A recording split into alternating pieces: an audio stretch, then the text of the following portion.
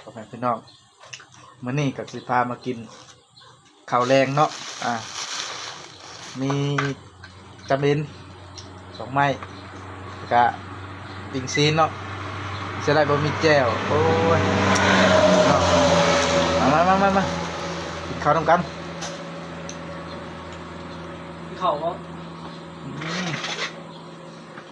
พี่เขาก็ ชอบ โอเค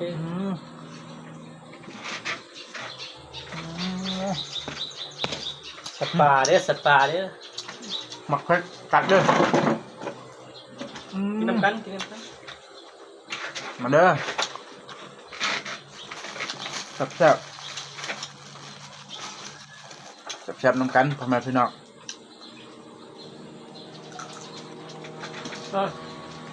ข้าวหมกได้เหรอ